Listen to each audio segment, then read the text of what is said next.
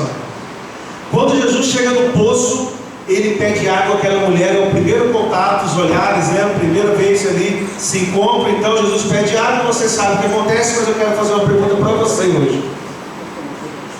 Quando Jesus chega no poço, a mulher conhecia Jesus, sim ou não? É essa a pergunta.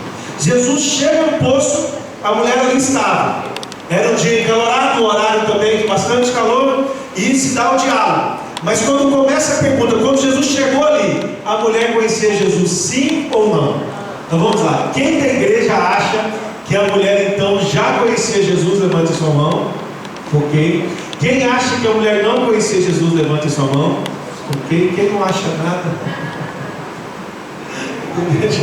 Fica na dúvida, né? Até porque é quase uma pegadinha mesmo. Aquela imagem que eu te enviei no WhatsApp, você pode deixar de descanso de tela, por gentileza. Eu te enviei no WhatsApp. A conversa continua entre Jesus e a mulher. E passado pouco tempo, aquela mulher diz assim: eu sei que há de vir o Messias. Eu estou aguardando Jesus. Só que ela estava dizendo isso para o próprio Jesus. Se conhecer for ouvir falar, se conhecer for ouvir histórias pela boca de outro, se conhecer for viver uma religião de acordo ao que o outro contou, aquela mulher conhecia Jesus.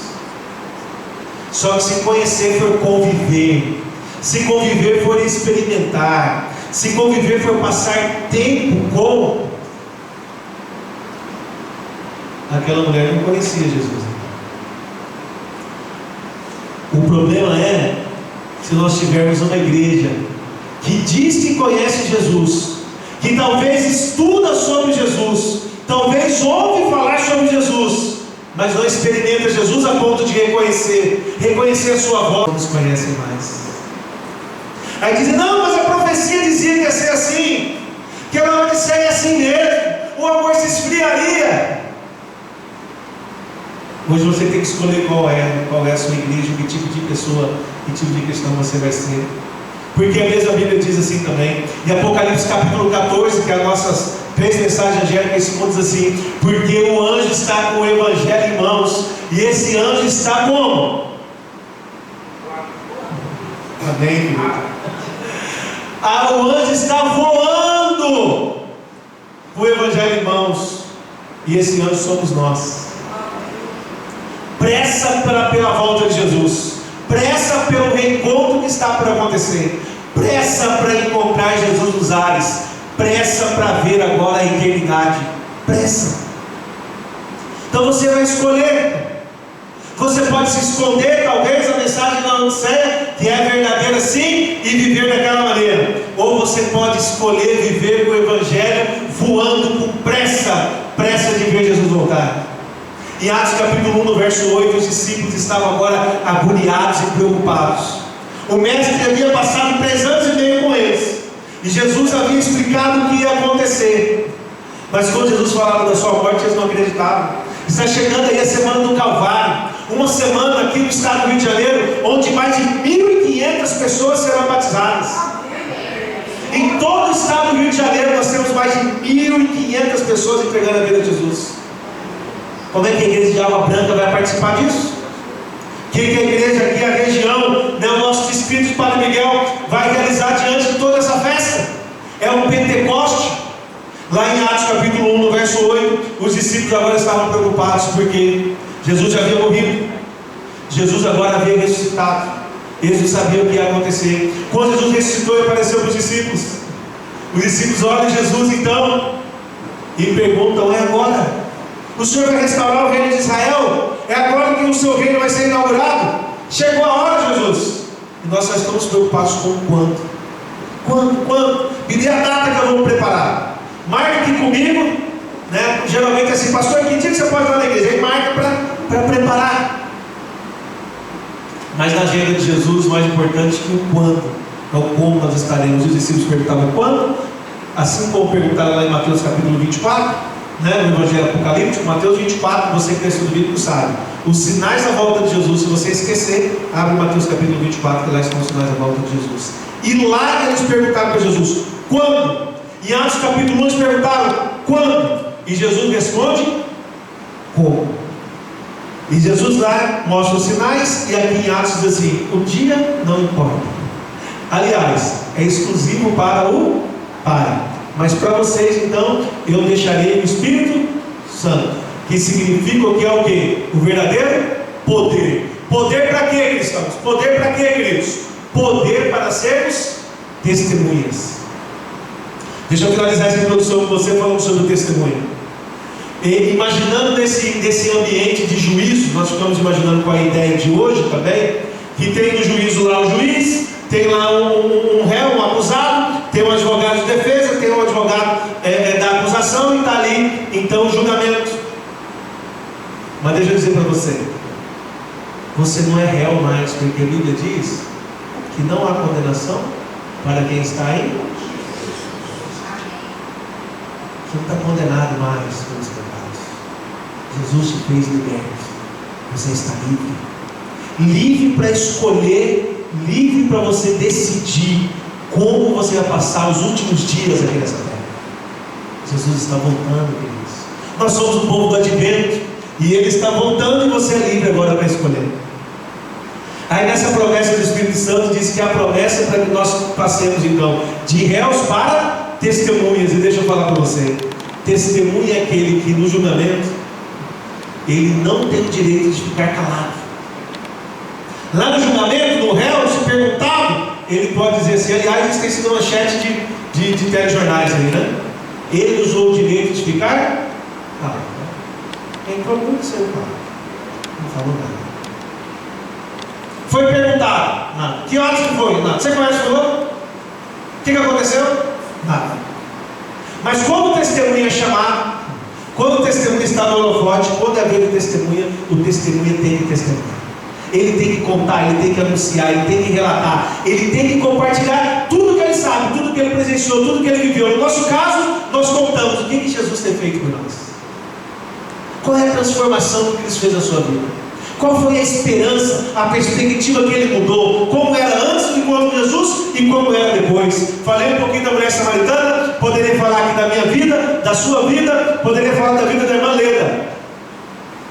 Mas Jesus chama todos nós a contarmos a nossa própria transformação. O que seria de nós sem Cristo? Paulo diz assim, eu sou devedor do Evangelho. Eu não sou eu quem vive mais agora, porque Cristo vive em mim. Pastor, eu não vejo a Deus. E Paulo diz então se você quer ver a Deus, quem sabe para uma criança curiosa, né? Ou para uma criança que tem coragem de perguntar, eu fui na igreja e não vi Deus. E Paulo dizia com humildade, alguns acham que é ousadia, se você quer ver a Deus, então olhe para mim, que eu tenho feito tudo para tentar imitar o meu Deus. Eu sou discípulo dele. E o testemunho tem que contar. Esses dias eu entrei no elevador, né, eu moro num condomínio, aliás, morava esses dias, eu mudei de residência, mas estava ali, morei 3 anos ali, e aí conheci os vizinhos, já conversamos, nós temos um pequeno grupo no condomínio, e aí quando eu entrei no elevador, ele estava mexendo assim numa bolsa, ele se constrangeu, e eu não entendi, porque ele me olhou e ficou assim, eu não entendi o que era, ele estava mexendo numa mala, aí ele falou assim, me desculpa, e eu, você entendeu? O que está acontecendo? O que foi? Ele falou assim, é porque eu sou policial. Quase que eu pergunto, pensando, né? E daí? E aí? Ele falou, não, é porque ele mostrou a mala, né? Além da arma, assim, estava com a roupa. Ele falou assim, é porque nenhum vizinho sabe. Aqui no Rio de Janeiro, ele falou, rapidinho, as pessoas não podem saber que eu sou policial. Então eu saio de casa, quando chego no batalhão, eu visto a roupa, e agora, tipo assim, agora você sabe, né? Mas sabe o que eu pensei naquela hora? Será que há adventista também que vive nesse segredo que as pessoas não sabem quem vai ser? Será que há vizinhos que estão do nosso lado, que não sabem da esperança da volta de Jesus, que talvez não vê o hino, talvez não vê o sorriso, não vê uma recepção, talvez não vê uma mensagem de esperança, um versículo bíblico que não sai, não exala o perfume de Cristo? Será que há alguém pertinho de nós? Morei 3 anos e eu não sabia que meu vizinho era policial, porque ele é um policial às escondidas. Mas será que há cristão também que vive às escondidas? Em segredo? Essa é uma característica, né, de super-heróis, talvez. E quando coloca roupa, tiram algo, né, e aí se transforma. Nós somos testemunhas de Cristo onde estivermos. Paulo diz assim: os embaixadores de Cristo. Embaixador é aquele que representa onde você vai, onde você caminha. Se você está indo na padaria, se você está indo com Jesus, encontra com alguém. Essa pessoa teve um encontro com Jesus porque teve um encontro com você. Você é embaixador de Cristo, representa ele onde você estiver. Nós não somos cristãos aqui dentro da igreja de 10 a meio-dia no sábado. Imagina, triste é aquele que tem a triste ilusão que será salvo por vir à igreja algumas horas de sábado. Se eu estou indo à academia, estou caminhando com Cristo e tenho um encontro com alguém, essa pessoa então também teve encontro nesse dia, nesse momento, com Cristo, porque encontrou você. Então o poder do Espírito Santo, queridos, para nós agora, o poder do Espírito Santo é para nós termos sabedoria assim, para contar, para testemunhar das belezas que andar com Cristo. E a Bíblia conta uma história maravilhosa sobre isso. Sabe a tua Bíblia? No livro de Lucas, capítulo 7.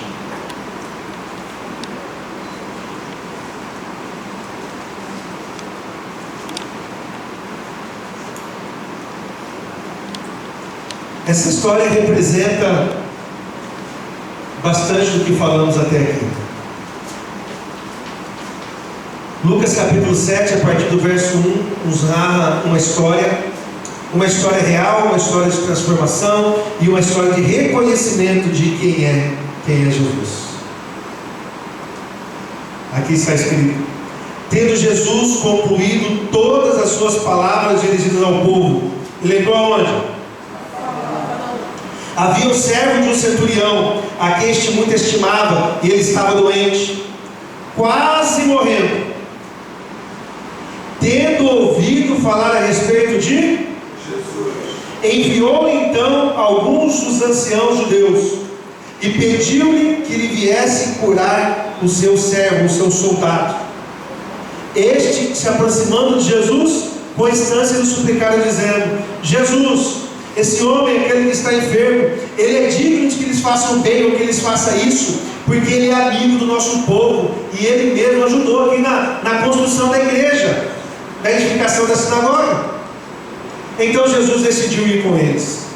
Quando chegou perto da casa, o centurião então enviou agora amigos e disse a Jesus: Senhor, não te incomodes, eu não sou digno de que entres na minha casa, porque eu mesmo não me julguei digno de ir ter contigo, porém manda uma.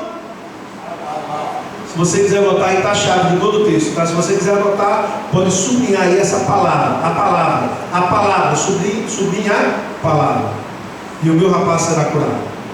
Porque eu, Jesus, eu entendo sobre a autoridade, porque eu tenho soldados às minhas ordens. Se eu digo a um soldado, vai, ele. Mas se eu falar a um outro soldado, venha, ele. E se eu falar a outro soldado, faça isso, ele o faz. Quando o próprio Jesus ouviu essas palavras, ele se admirou do centurião e, voltando-se para o povo ou para a multidão que o acompanhava, disse Jesus: eu vos afirmo que nem mesmo em Israel achei fé como. O que aconteceu, igreja? Que Jesus, que andava entre as multidões, entre centenas de pessoas, dias aqui e dias ali, entre vales e montanhas, andando, caminhando, 3 anos e meio, a deparar com uma situação, Jesus fica admirado. A Bíblia conta de 3 momentos que Jesus se admira, ou que Jesus então fica assim, boquiaberto, que ele expressa, né, admiração por alguém. 3 encontros apenas. Todos os encontros com Jesus, 3 encontros causou admiração em Jesus. 2 encontros foram com mulheres. Você já lembrou as 2 histórias. E essa história com o centurião. Quando Jesus olhou, talvez uma expressão, né? Se fosse carioca, seria caraca, né? Uau! Ficou de boca aberta. Quando ele viu o comportamento, ele olhou e se admirou. O que está acontecendo? O que tem que ser um fantástico nessa história? O que aconteceu? Jesus mesmo ficou e diz assim: nunca vi fé como esta. Vamos entender um pouquinho dessa história. Jesus, quando entra em Cafarnaum, no verso 1, diz que esse povo, que Jesus havia concluído, e Jesus agora entra em Cafarnaum. Essa expressão significa que Jesus havia completado caminhando com ele. Que esse grupo talvez já poderia se dispersar, já poderia ir, porque havia concluído, encerrado uma etapa, eles já estavam satisfeitos, eles já estavam felizes porque tiveram encontro com Jesus, eles estavam completos e poderiam sair agora para compartilhar. Esse grupo já havia ali concluído o seu tempo com Jesus. Então no verso diz assim: Jesus concluiu as suas palavras, eles já estavam assim satisfeitos, eles já poderiam ir, e agora quem sabe um novo grupo tem a oportunidade de andar com Jesus. Então esse grupo era um grupo que tinha pessoas com muita fé, esse grupo era um grupo que já havia aprendido do mestre, esse grupo passou dias com Jesus e eles aprenderam com Jesus. Aí eles entram na cidade e tem um encontro agora com o centurião. Do centurião ele tem duas características aqui que eu queria esclarecer ou reforçar com você. Centurião não é o seu nome, centurião é a sua função, ou o seu trabalho, a sua profissão.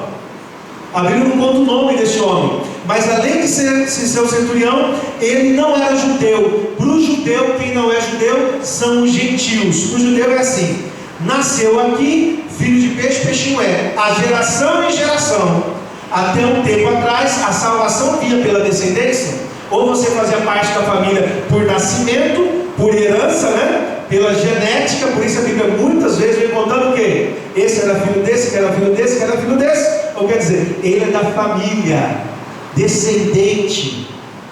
E até um tempo assim era. Mas hoje você escolhe ser ou não da família de Deus. Nós nos tratamos como irmãos, não é verdade? Irmão, irmã, porque nós somos da mesma família. Temos o mesmo pai. Então hoje é por escolha, mas para o judeu era tão importante a descendência que ele marcava o filho no 8º dia. Para nós também é importante a descendência.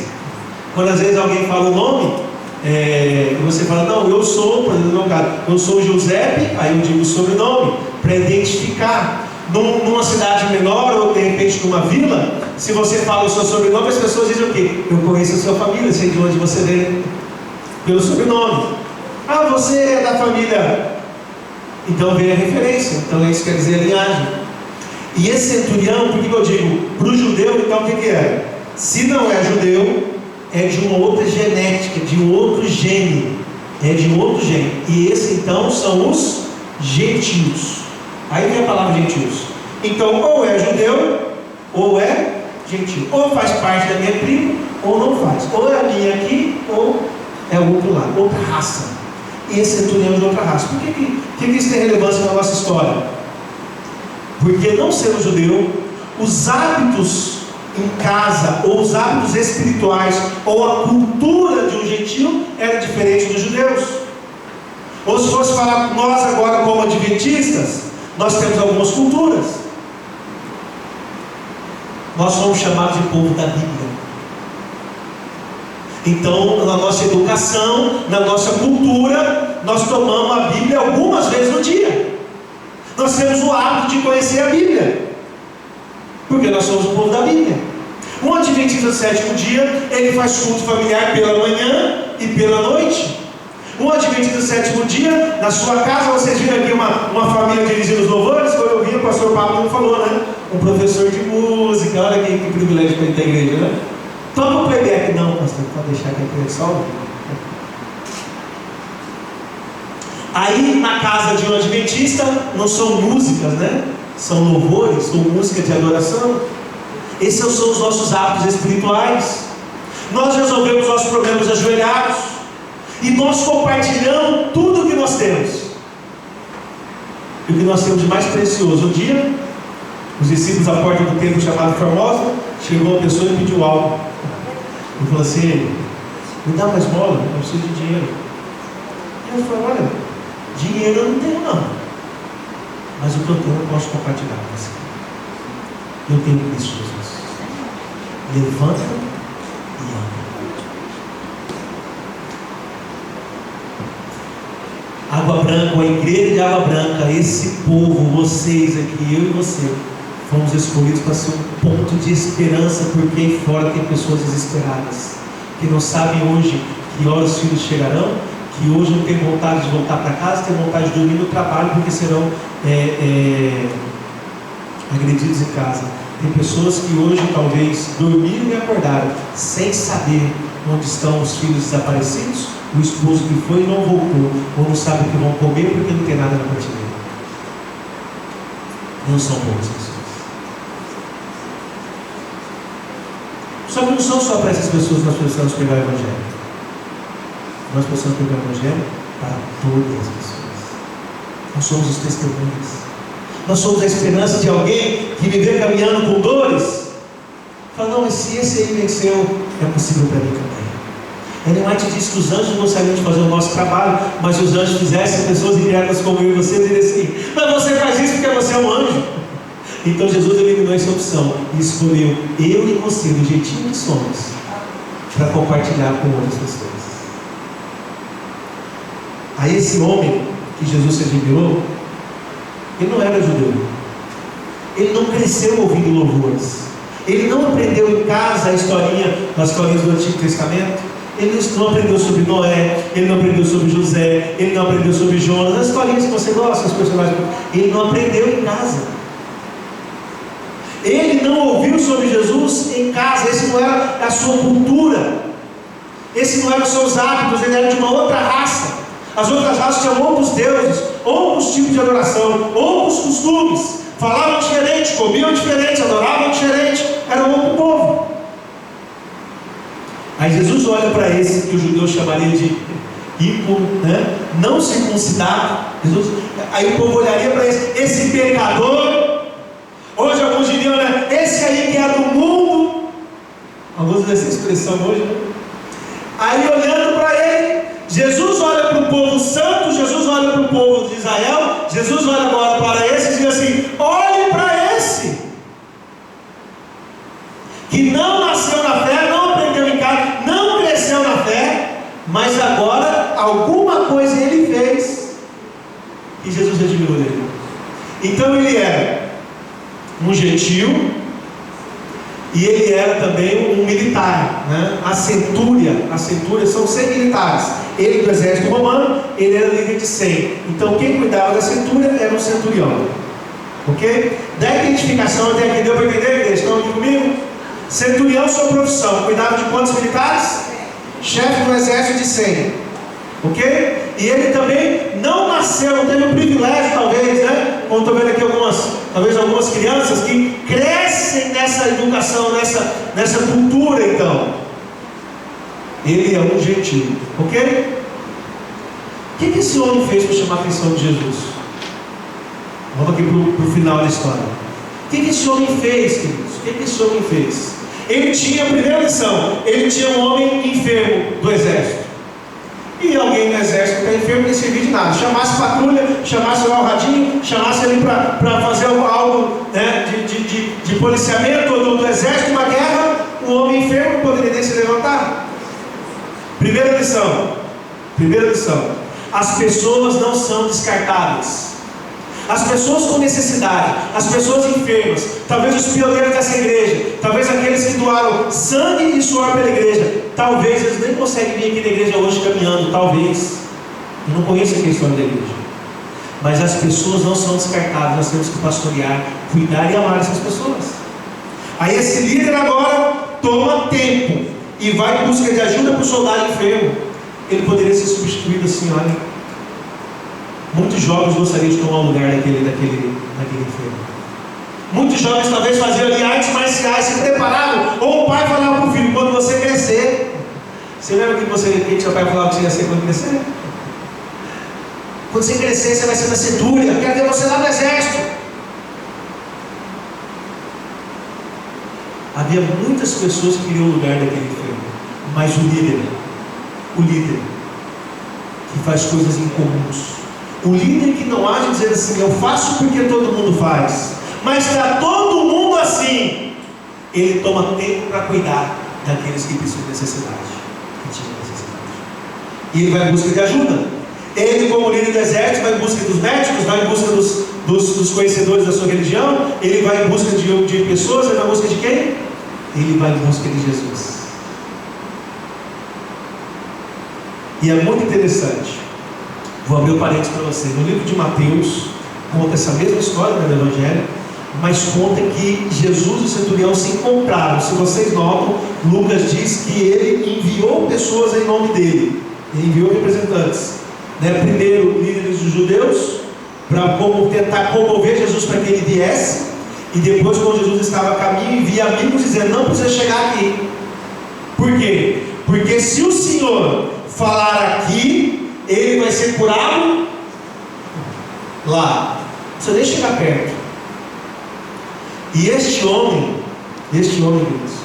no livro de Mateus diz que ele se encontrou com Jesus, que ele foi com Jesus e eles estiveram face a face. Aí eu gosto de imaginar um encontro dos dois, o encontro de Jesus e esse centurião. Quem está certo, pastor? Quem que errou na Bíblia? Não tem dificuldade nenhuma, porque se ele enviou alguém, o embaixador tem a mesma autoridade, porque ele representa igualmente. Então Mateus diz: ele e Jesus se encontraram face a face. E Lucas diz: ele enviou alguém. Para eles naquela época, a mesma coisa, porque representa o embaixador, assim como eu e você somos embaixadores de Cristo. Então imagina a cena. Aí chega esse homem agora, de frente com Jesus. Aí você passa numa praça pública, está aquele homem com 99 soldados, está lá a sua tropa. E aquele homem então chega e bate continência para Jesus. Talvez o seu exército até estreou, mas bate continência. Um homem todo, com a sua armadura ali, todo, na beca, aquele militar, batendo continência para um homem de pés empoeirados que caminhava para aquela região. E quando ele bate continência para aquele homem de pés empoeirados, ele diz assim: preste atenção, Jesus, eu sei o que é autoridade, eu sei o que é mandar, eu tenho controle de muitas coisas. Se eu falar para o meu grupo assim, corram, eles vão correr. Se eu der o comando para eles subam, eles vão subir. Eu sei o que é autoridade. Mas eu estou numa situação, Jesus, que só o Senhor tem autoridade. E aquele homem agora reconhece Jesus, queridos, muito mais que como alguém que podia curar o seu amigo. Mas aquele homem reconhece Jesus, reconhece a sua autoridade e reconhece também o seu poder. Aquele que não nasceu no lar evangélico, aquele que não cantava louvores da infância. O verso 3 diz assim: ouvindo falar a respeito de Jesus, quando encontra Jesus, assim: eu creio no teu poder. E eu sei, eu conheço a autoridade, mas o Senhor tem mais autoridade do que eu. E se o Senhor falar, ele vai ser curado lá. Será que deu certo essa ideia, gente? Que coisa doida, sabe por quê? Porque algumas pessoas queriam tocar em Jesus. Algumas pessoas ficaram conhecidas por isso, né? Tomé, por exemplo, dizem que ele duvidou e tal, e queria tocar Jesus. Alguns queriam ver. Alguns duvidavam mesmo vendo. E o homem diz: eu creio no Senhor. Se o Senhor falar aqui, ele vai ser curado lá. Será que deu certo? Verso 10. E no verso 10 assim: e chegando em casa, aqueles que foram enviados encontraram o soldado. Como agora? Amém, igreja? A fé de um homem, a fé de um homem fez Jesus fazer uma cura à distância. Não porque Jesus queria, Jesus estava indo lá ao encontro, Jesus estava indo, caminhando ao encontro, mas porque alguém acreditou no poder e na autoridade de Jesus. E aquele homem, queridos, confiou em Jesus. E como eu disse, ele tratou Jesus como superior a ele. E alguém só bate continência quando o outro é superior. E ele sabia que Jesus era superior a ele. Então, quando Jesus vê isso, como ele não aprendeu em casa, como Jesus nunca havia visto na sinagoga, como ele não estava entre os judeus, Jesus chama a atenção agora dos seus. Ei, igreja, olha aqui para este agora. Talvez um burburinho lá de lá. Olhe para essa fé, porque eu nunca vi fé como essa. Que fé é essa? Eu acredito que naquele grupo tinha muitas pessoas de fé. E eu respeito muitos irmãos de igreja, e sei que nessa igreja tem muitas pessoas com fé. Tem muito. Mas Jesus disse que esse tinha mais. Jesus disse que esse tinha mais fé do que os outros. Ele disse: eu nunca vi como esse. Por quê? Porque essa fé agora aqui foi comunicada. Essa fé aqui foi compartilhada. Essa fé sai de dentro do coração e consegue preencher o próximo.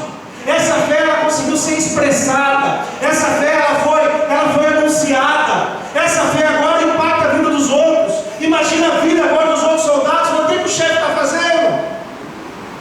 Eu vou tomar a autoridade que eu estou no lugar dele.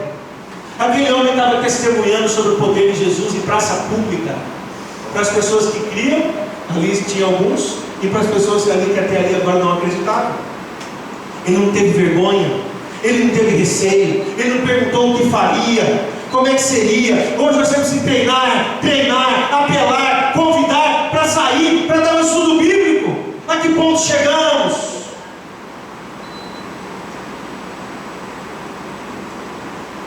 E aí, quando esse homem diz, falei que tinha uma chave no texto aí.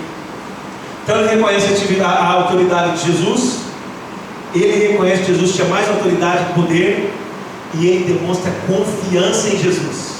Até aqui tudo bem, igreja? Estamos juntos? Primeira parte, identificação de quem testemunhou: um centurião e um judeu, quem ele era, de onde ele veio, as suas origens e os seus hábitos. Segundo lugar, o que ele vê em Jesus? Reconhece o poder, a autoridade e confia em Jesus. Até aqui tudo ok? Agora, esse fato ou a Bíblia está aqui em grego. Eu falei que ia contar a chave do texto para vocês, e a chave do texto era o que? Uma palavra. Obrigado. Falei, se quiser sublinhar a palavra, é a palavra mesmo.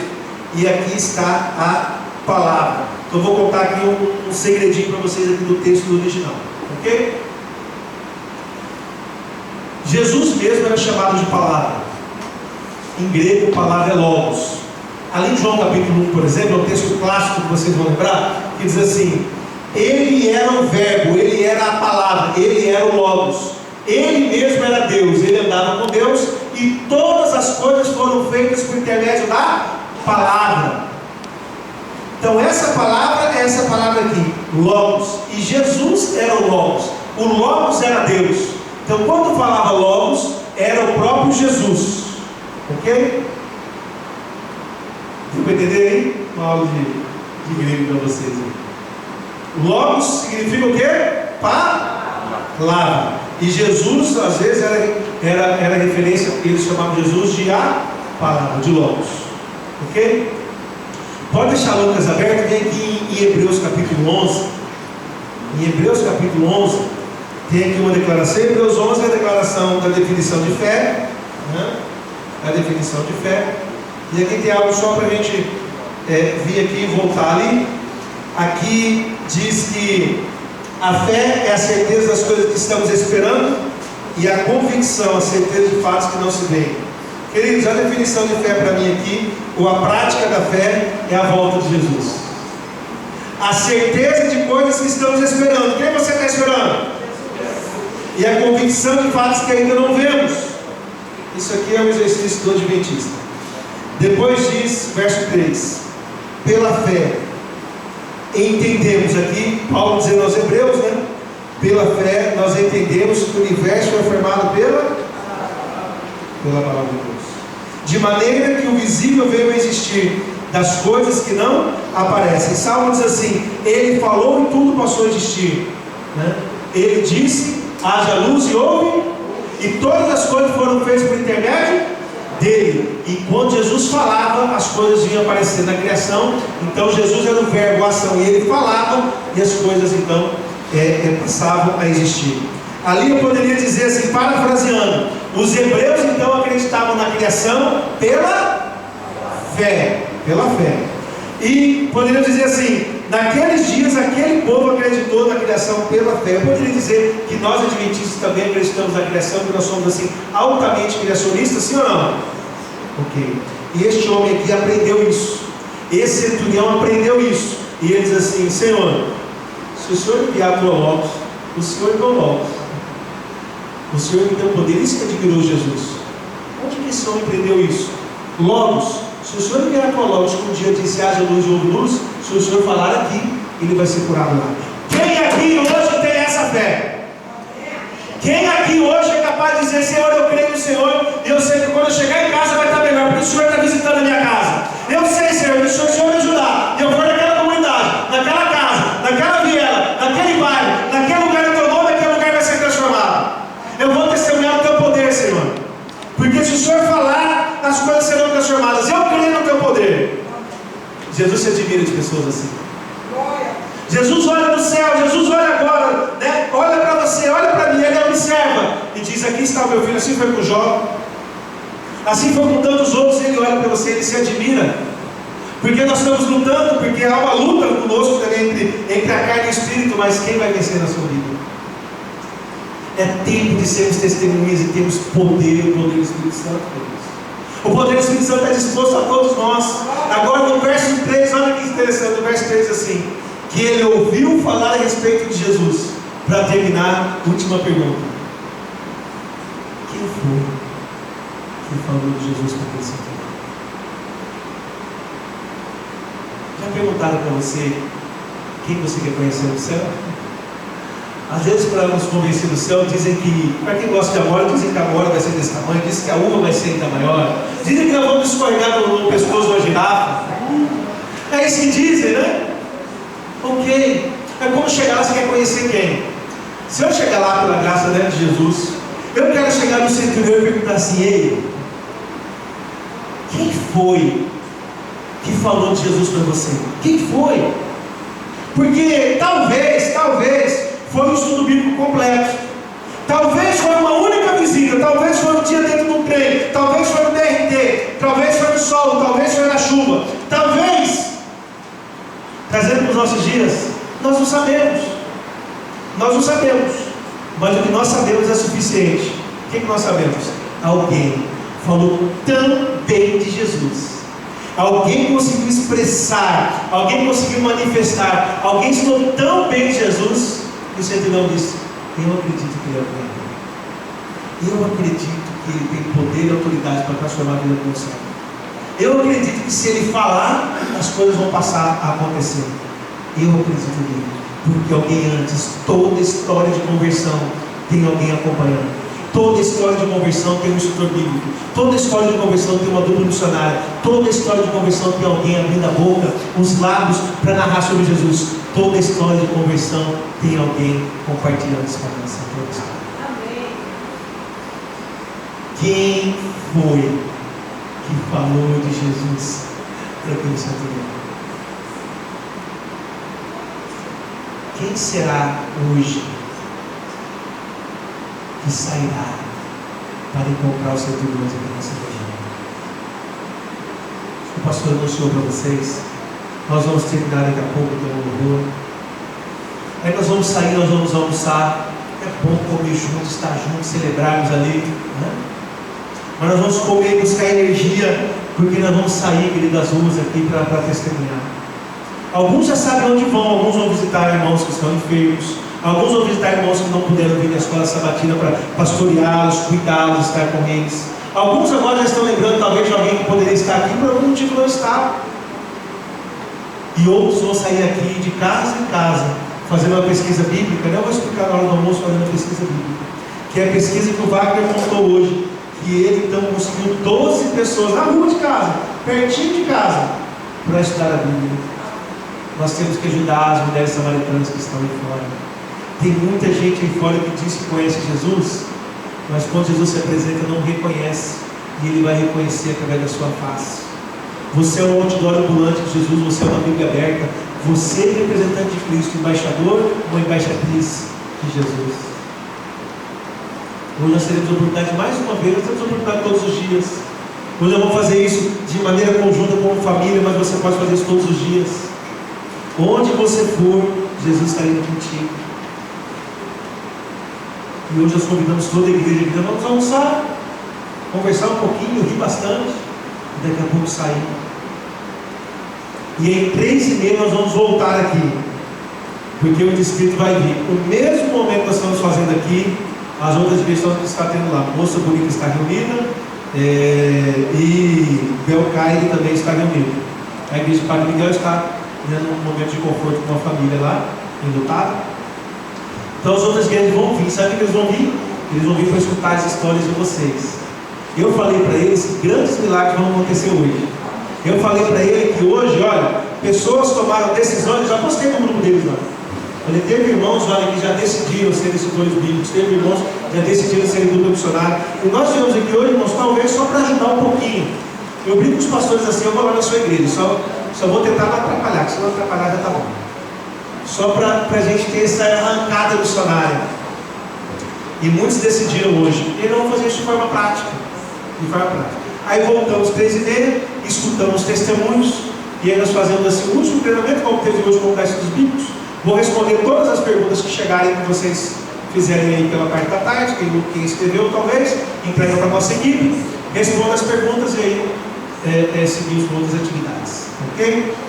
Então esse é o nosso itinerário de hoje. A pergunta hoje é, né? Você está disposto? Não importa se você nasceu num lar adventista ou encontrou Jesus na caminhada. Agora o que vale é se você quer ser testemunha de Jesus. Quantos aqui querem testemunhar de Jesus, ser embaixador de Jesus e falar mais dele? Amém. Deixa eu contar uma história para vocês. Havia uma irmã que ela, nessas classificações de faculdade, de estudos, essa irmã poderia ser mencionada como um analfabeta.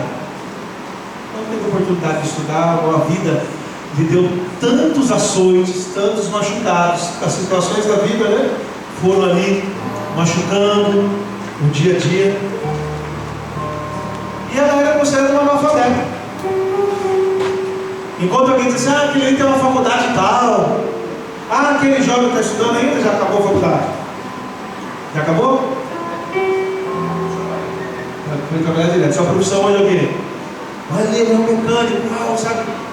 Tem um mecânico bom hoje em dia, imagina. Tem algum professor aqui? Professor? Professor de música também. Olha lá! Olha o médico, o advogado.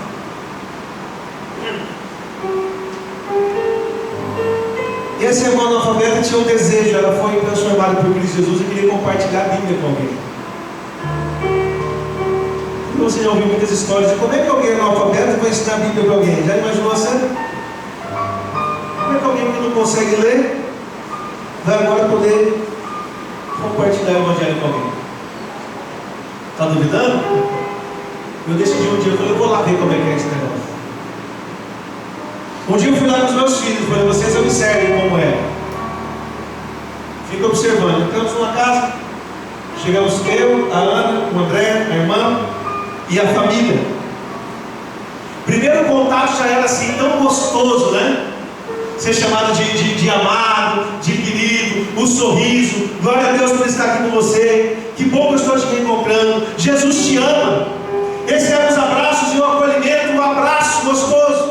Chegando na casa, vamos orar, vamos pedir o poder de Deus. Oramos. Aí quando foi começar o estudo bíblico, eu só olhando, só ali observando como é que a irmã analfabeta vai dar o estudo bíblico. O Apocalipse, o Gênesis, vem aqui está a história, capítulo tal, lê aqui, lê ali. Ela pegou o estudo bíblico, como que tinha aqui. A Silvina já buscou aqui. Olha aqui o estudo bíblico. Pegou o estudo bíblico assim na mão e fez assim. Quem que está perguntando aqui na lição 1? Só isso aqui. Quem que está perguntando aqui na lição 1? Na pergunta 1? Aí a pessoa deu. Vamos à resposta? A Bíblia tem a resposta.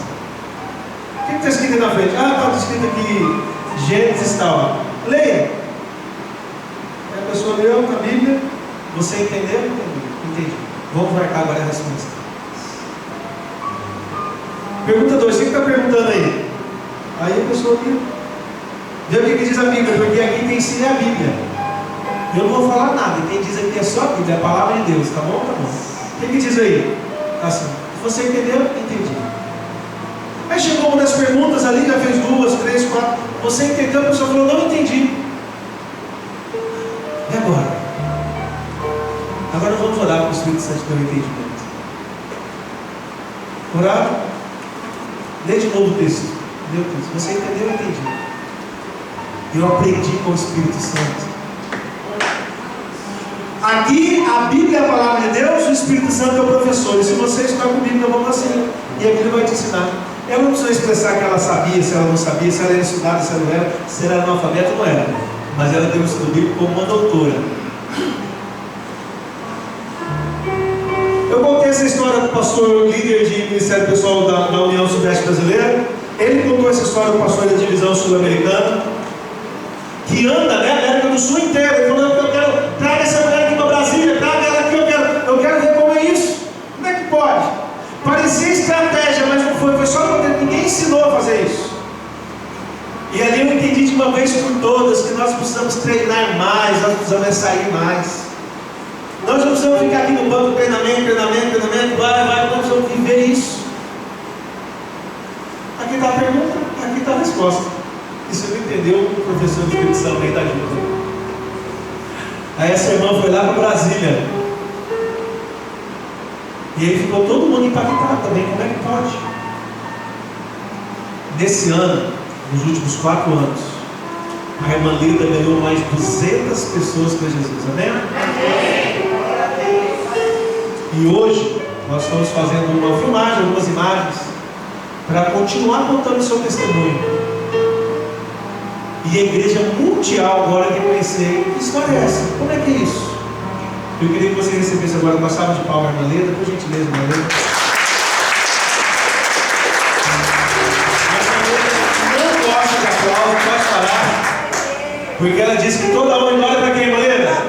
Para Deus.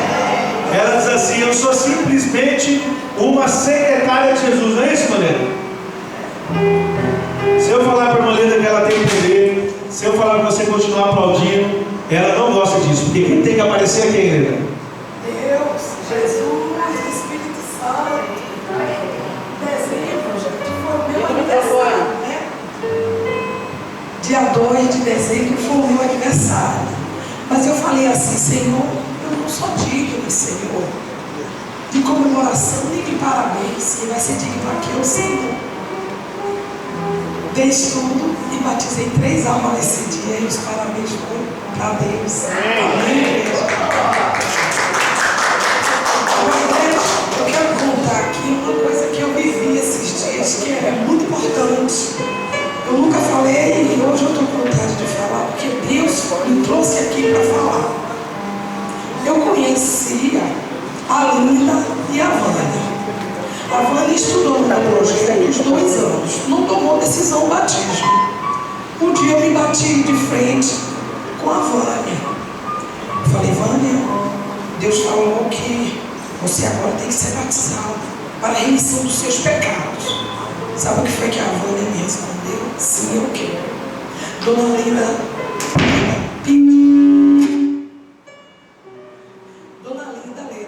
pediu para você ir lá, que ela também quer estudar a palavra com você. Eu falei: Vânia, diga para Dona Linda que ela vai se batizar com você, porque o Senhor é que fala, não é eu. Tá bom, eu vou dar esse recado para ela. Deu para Dona Linda.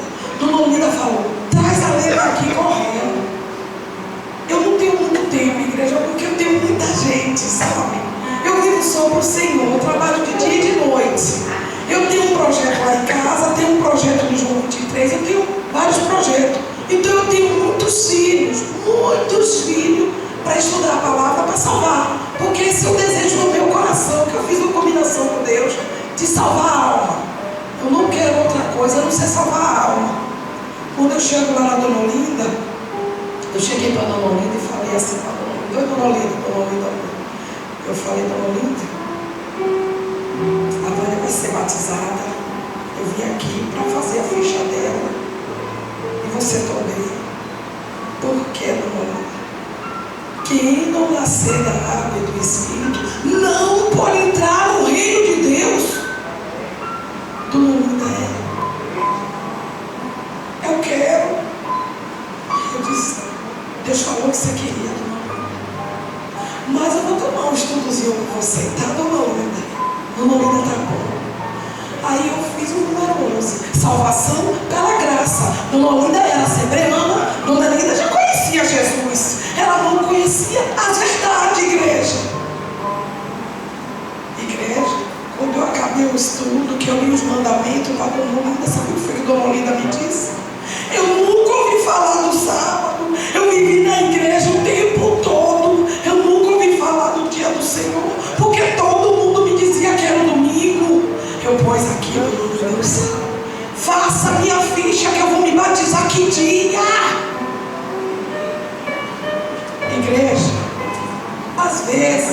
pessoal da igreja, eles brigam comigo.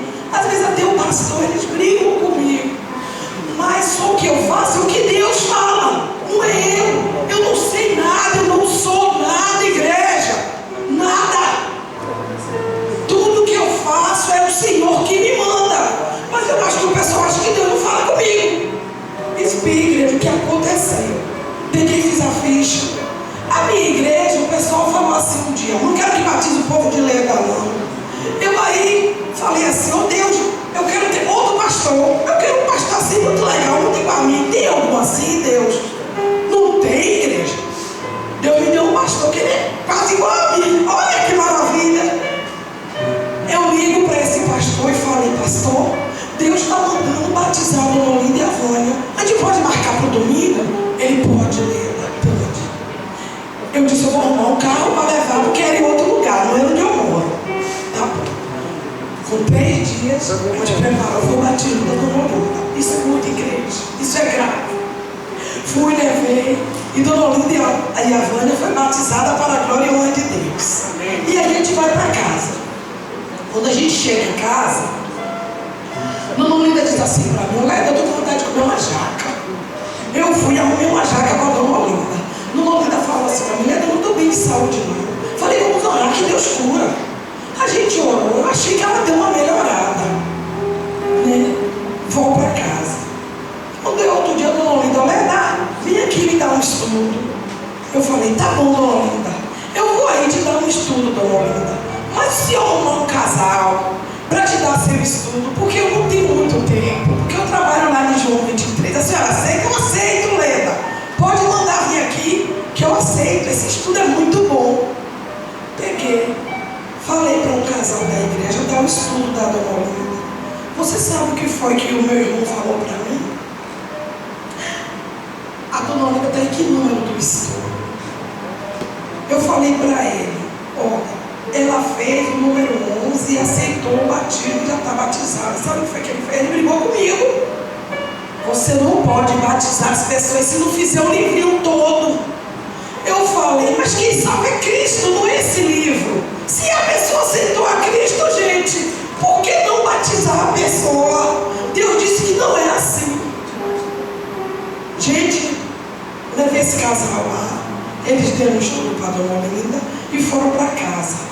Por 2 dias depois, Dona Olinda me liga: Leda, vem aqui. É porque eu oro, eu falo com Deus, mas eu acho que Deus não me ouve. Mas a você Deus ouve.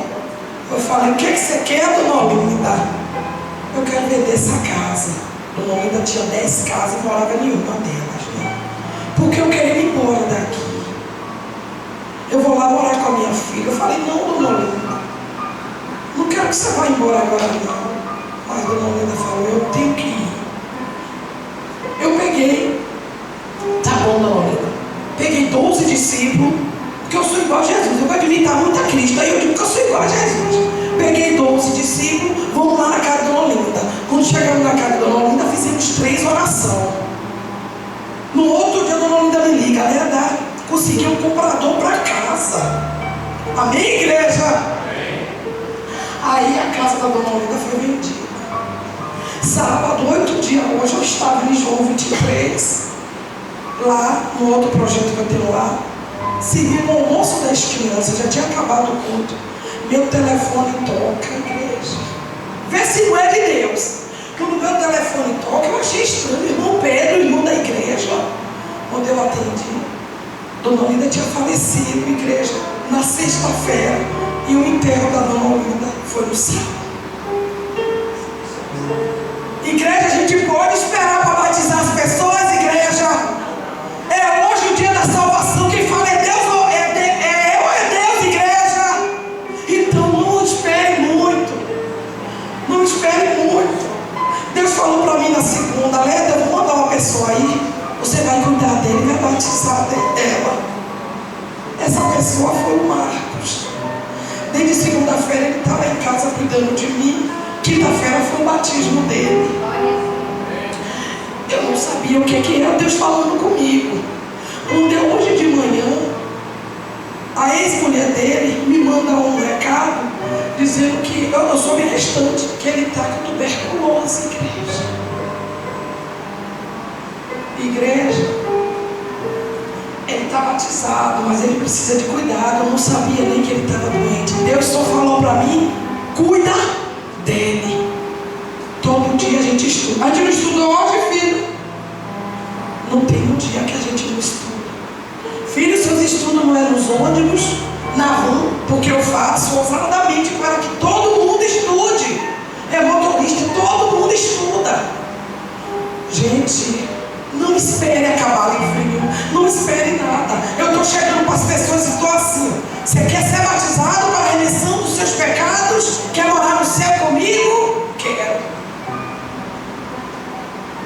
Eu já estou dando estudo e fazendo a ficha, gente. Porque as pessoas estão tudo doente, está tudo morrendo, está tudo indo embora. E a gente tem que ter certeza de que nosso irmão está salvo. Concorda, igreja? Amém. Precisamos ver Jesus voltar. E que esse seja o desejo do nosso coração. Salvar a alma, igreja. Salvar. Pregar o evangelho com ousadia. Hoje nós temos algumas pessoas que vieram com você. Eu vou apresentar eles para a gente ir encerrando, que o povo quer almoçar. Vamos ver se o povo quer almoçar. Respira assim, igreja. Não, mais fundo, gente. O povo está sem fome. Mais fundo. Sentiu o cheiro de comida? É porque não está pronto ainda. Falta 2 minutinhos. Pode se adiantar aqui primeiro, irmã Gilcélia, por gentileza. Deixa eu mostrar para vocês como é que é um pouquinho da missão, tá? Nós vamos discipulando pessoas e essas pessoas vão acompanhando a gente. A irmã Gilcélia é uma das duplas missionárias da Leda. Elas estão juntos, né? A Leda, como missionária, tem um projeto na casa dela, que ela serve alimento para as pessoas da comunidade. Eles vêm e quando estudam, ela diz: tem 2 pães, a Bíblia e o almoço ou a janta. Eu já fui lá e digo que nós servimos mais de 100 pessoas e ela serve alimento todos os dias. Só de passo assim, a Leda hoje não tem nenhum tipo de benefício, nem do governo, nem do trabalho, porque ela só trabalha para Deus. Ela não tem renda, só para você anotar. E a irmã Gilcélia é uma dupla dela, e elas trabalham juntas, assim como tem outras. Ela vai discipulando. É assim que nós devemos fazer, os líderes da igreja. Cada um: pastor, eu sou ancião da igreja que há 10 anos estou sozinho. Quando eu chegava no distrito, eu brincava assim: então a culpa não é minha, eu estou chegando agora. Mas nós temos que preparar pessoas. Olhar o jovem e falar: não, ele, quais são os seus nomes? O que você pode fazer? Ele vai fazer visita, leva ele. Vai em algum lugar visitar, leva ele. Vai no estudo bíblico, leva ele. Daqui a pouco ele consegue sozinho. E elas são duplas missionárias. Ela já está pronta já. Ela já dá estudos bíblicos. Aí ela estudaram a Bíblia com o Marcos. Pode vir aqui, Marcos, por gentileza. Irmão Marcos. Ele foi batizado lá na quinta-feira, né? Nova criatura em Cristo Jesus. Conversamos hoje ali no lanche. E ele deu um lindo testemunho que a vida dele foi transformada e que lá ele se sente seguro e amado. Não é isso, irmão Marcos? Está feliz? E ele não para. Eles têm também, por gentileza. Aí a Alice, olha, vai, gente, não para. Como eu mencionei, do projeto da Leda, já foram mais de 200 pessoas. O meu desejo, já conheço a Alice. Eu vou na casa da Leda, né, participo lá do projeto, tenho essa alegria lá. Mas eu tenho um sonho de batizar a Alice. Que a Alice seja igual ao centurião, que passe. Então reconhecer o poder, a autoridade e a confiança em Jesus. A Alice já serve a Jesus. Mas nós temos desejo, Alice, de você nas nossas fileiras. O discipulado é assim, queridos. O discipulado sempre é assim. Alguns vão ser batizados agora, outros daqui a pouquinho. Eles já são dupla missionária. Se você perguntar: Marcos, perguntei, Marcos, o que você tem feito, Marcos? O que você faz? O que ele me disse? Não sei se ele vai lembrar. O que você faz hoje, Marcos?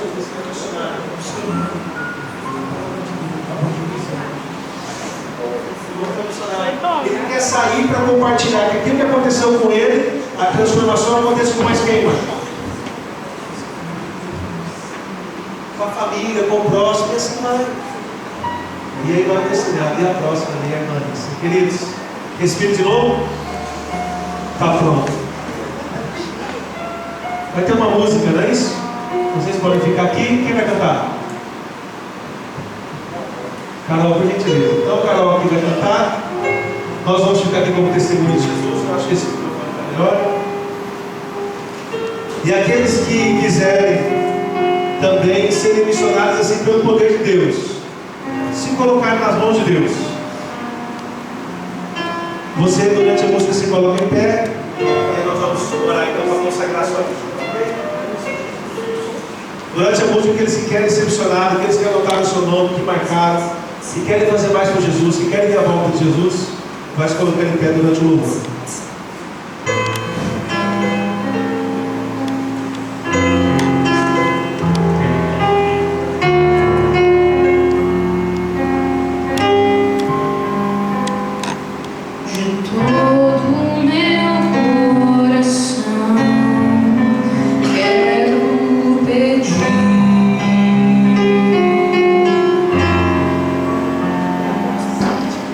Deus possa vir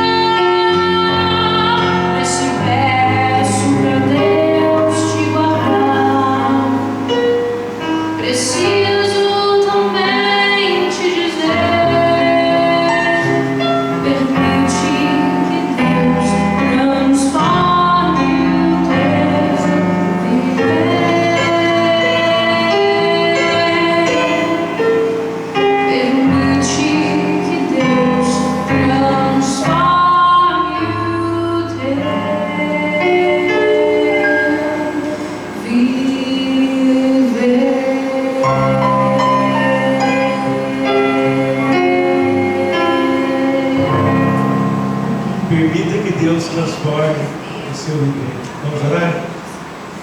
Querido Deus, muito obrigado, Senhor. Obrigado pela promessa do Espírito Santo. Obrigado porque o poder do Espírito Santo é para nós testemunharmos de alguém, testemunharmos daquele que nos tirou das trevas para a maravilhosa luz.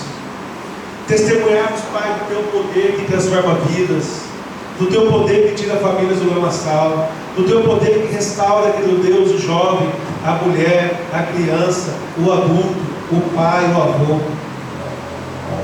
Querido Deus, obrigado pelo poder do Espírito Santo. Obrigado porque a Tua igreja tem sido reavivada, Pai, para que viva agora os próximos dias e os últimos dias aqui também nessa terra. Nós queremos que o Senhor volte, a Tua promessa é que o Senhor já está chegando. E nesse dia, Pai, nós queremos Te entregar almas, ter uma igreja viva, pronta e preparada, olhando para as alturas, feliz, porque os amedrontados estarão fugindo, com medo e com vergonha. Querido Pai, muito obrigado. Nós estamos apenas agora encerrando esse momento, mas a parte da tarde será maravilhosa, porque nós vamos contar, anunciar, expressar a nossa vizinhança sobre o amor, sobre a transformação, e dar-lhes a oportunidade de conhecer um pouquinho daquilo que nos faz tão bem. Nos dê o privilégio agora de visitar pessoas, de orar com as pessoas, de levar um abraço amigo, de estender as mãos, de estar presente para fazer o bem. Use a cada um, Pai. Use a cada um. Esta é a nossa oração. Em nome de Jesus. Amém.